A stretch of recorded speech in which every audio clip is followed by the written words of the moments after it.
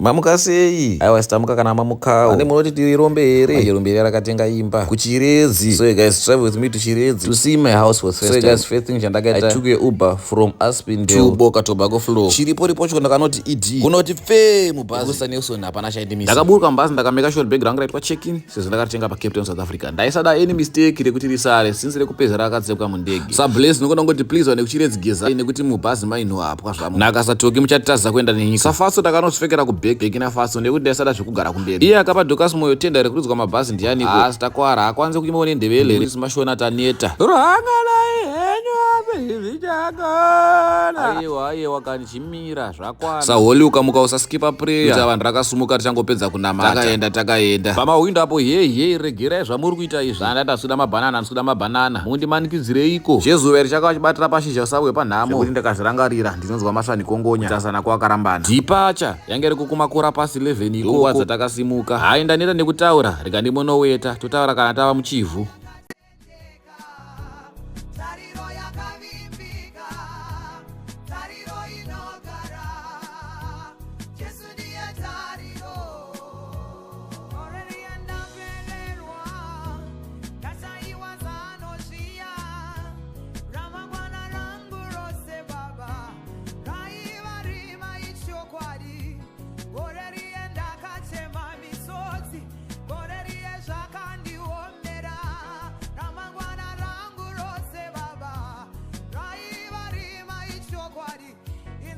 Right, this was our first stop. Takaburuka rikati tenga sapatina.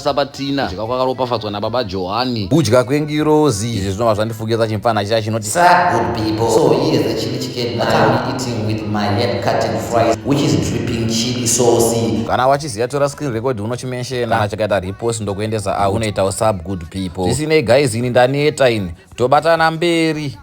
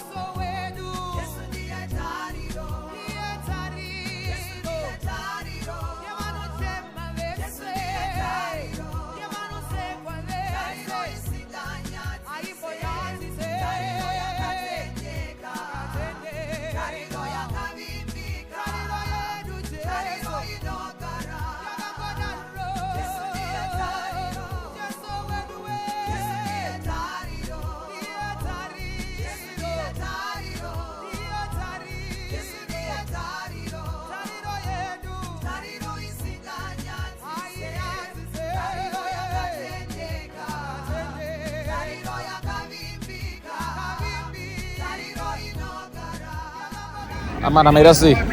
Right now Muzaka. Murengi Muzaka omo. As you can see. So after I go to the flea market and grab something. Hey. That's like something. I just realized with my kanga no tinga mapendi. I don't want to mawane kuno. Ma flea market kuno. Zarandi tu. Medium message. Medium bakwanda. You know this medium. Abangana add two. The color is different.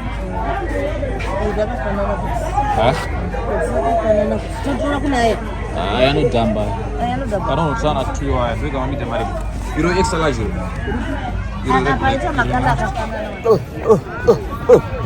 Guys, katinga mapenzi yangu ana. I wanted to go and pee. My toilet is nobody. Yo. Later kuno t-shirt hakudoni. Andozo kwanza tuzumbuita na wait. Sasa na ngeze dibai go basi ngira ndosumbuka. Sasa nangu. Baenda ka press kwa pani wait na materials wa kumi. Let's go. Andozo buda au shangwa. Segeza kuti nsama kangano. Na masungira panapo. Boza ando makangano. Was big rangu rimbuti. Now we are leaving Saka. Now the last stop ndobate tisvike baba. When is Zaka kujoina city yakomanaka. When joina city kuzaka.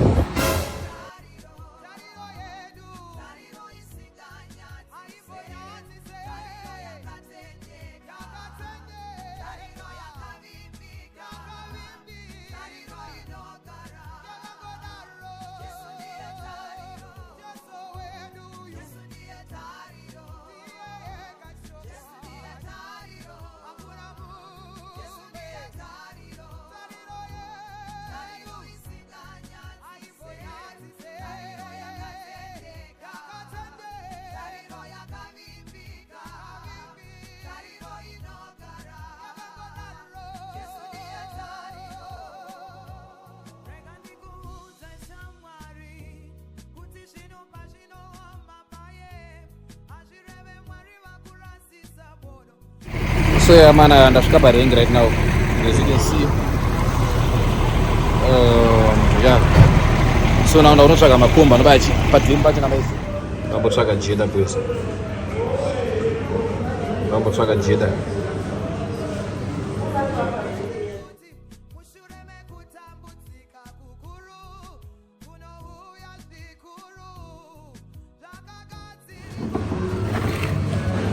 So guys, this is the meal for the day.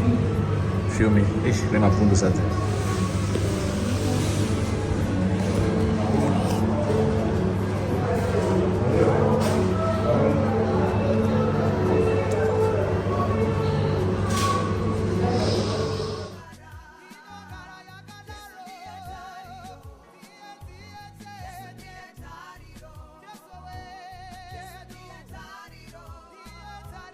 So guys, ndasvika mashops anzi panonzi miye pana panonzi miye kuchiredzi mbonoti mwakuzotora kufa.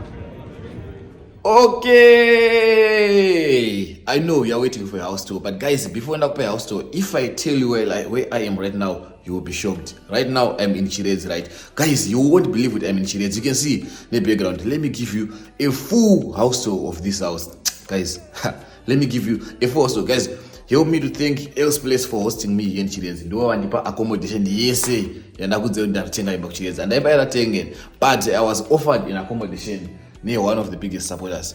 Thank you so much, guys. Please go and check out this place on Airbnb, Newana Else Place, and I'm gonna put the number on the screen. If you wanna book, use the promo code Praise Magara. You get 25% discount. There's a lot of things to do here in Chiredzi. You can go to Gonare Show, you can go to Kumanzimbe, you can explore. Zakawanda man, you can search Jimbo Zongaite, Zakawanda Zongaite. If you are coming from diaspora, we will offer you accommodation as a family. I'm gonna give you the house tour, full house tour. And tinozo kutora if kwa maburukire koko tinokupai ma complimentary breakfast, everything, you feel me? So let me give you a house tour of this place before I go anywhere, because I'm gonna be here in Chiredzi breaking relationships for the upcoming 3 days. I'm gonna be here in Chiredzi. Thank you so much, Else Place, for you, Else Place, for hosting me. Let me give you a house tour, guys. So Panaban Panonza Else Place BNB. So I'm the caretaker with Panaba. So I'm going to show you around with Chagamirasi. Okay. Yeah. Samana ndo kwatanchiya kuno pa Airbnb kuno kuchiredza ndika. Yeah, kuchiredza. Sa alright, tisanangure kuti makamiro sei kuno. So muno mu standard room. Okay. So standard room, it goes for $45. Then pa $45 unokwanisa kuwana ma basic like for rice, no anything. Alright, 45 per night. Yeah, 45 per night. So which means you need a check-in and check-out ngoi. Check-in is 3 p.m. then check-out is 10. Okay. Okay. Yeah. So munokokamira sei kuno? My wardrobes here. Wow, deck slider. Yes. Okay. My extra blankets here. Then my drying towels. Okay. So alright. So this is the standard room for $45. It comes with a fan, and it's a king-sized bed, is it? Yeah, it's a king-sized bed. King-sized bed. Yeah. Even I know to refer to I say, no kwani baba. Okay. Saka tsakuya kuno. So vanoshandisa aya marooms $45. Share bathroom. Oh, this bathroom. You know accommodate about 2. Yeah, I know accommodate about 2. So Cinema complimentary food like you get the support watch. Okay. Where no? Can you say so no press. Just press. Okay. Yeah. Alright. Then Oh, this is the toilet. the toilet. Then our they do a pizza. Oh, other mama walk and stuff. Wow. So this is the bathroom, guys. Yeah. Okay, wait. And this is the mirror. When she oh my tissue and stuff. Don't want to go so much in there. Gonna go home, Yeah. Okay, so let's go inside here. So this is the other standard room. Standard room. So it goes for $45. Okay. Yeah. But it's divided. Oh, it's divided. Look at you. Yeah. I was about to ask you, why is it this one is small? Oh, this one is for single people. Yeah. So, you know kubuka karika single only. Is it possible? Yeah, no, you can book. No, you can't book every 4 years. Yeah. So let's say like you are a family, and then muri family munokwanisa kuti vana baba munomu, and then mwana kuseri. What was the reason of dividing? So shall I say? Yeah, it can work like that. Kana kuti mukauya iwo neshamwari yako nebhebhi rako, shamwari yako norara kuseruka dzinorara muno. Alright, yeah, it makes sense. It makes sense. Okay, now let's go this side. Do not offer. Okay. So wow. Lounge. Okay. Smart TV. 55. Is it how many inches this one? It's 65. 65. Yo, that's big. So do that. So it's a smart TV. It uses YouTube. Okay. Yeah, YouTube. Then oh, Aircon. AC. Wow. Chiredzi kuno. These chairs. Nema leather. Family will be chilling. Yeah.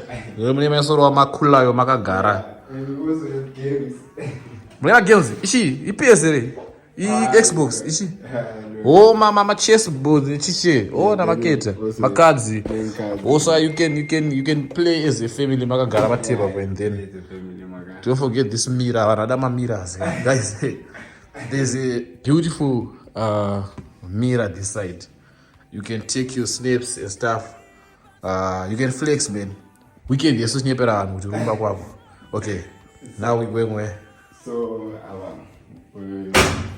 we use gas stove. Okay. Yeah. So no problem with my kids. I say no problem. Accessible.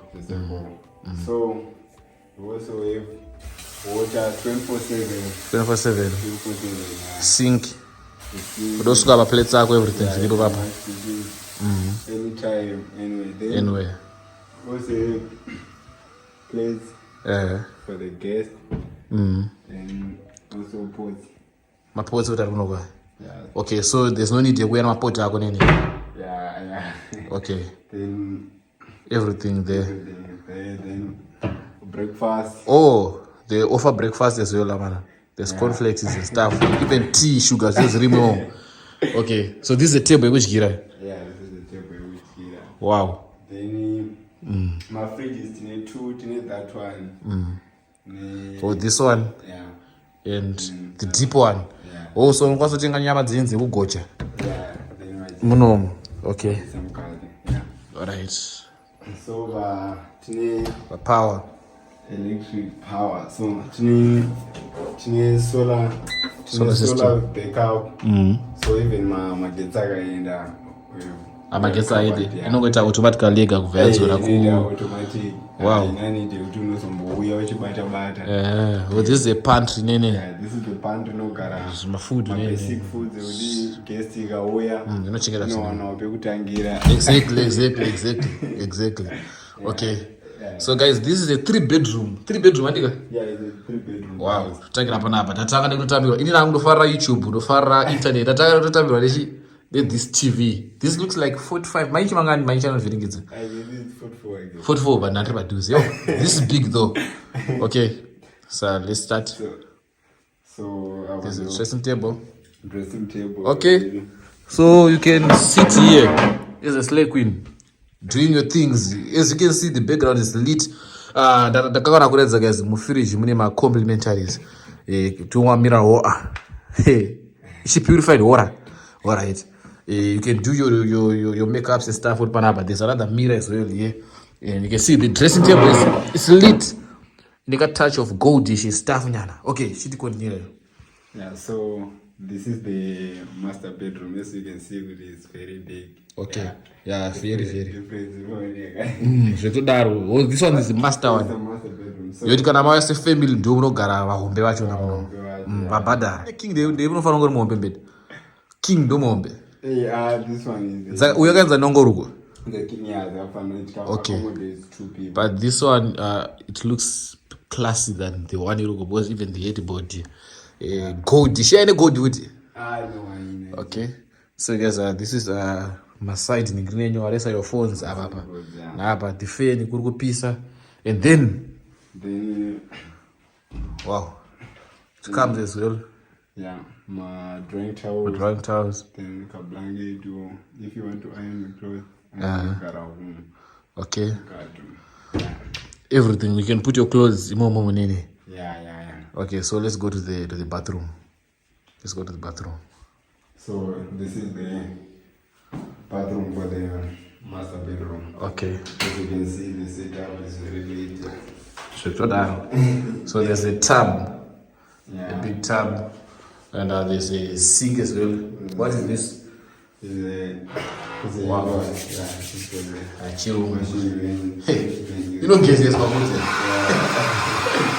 So yes, you can see there's water here. And there's geyser also. Yeah, I'm going to give that.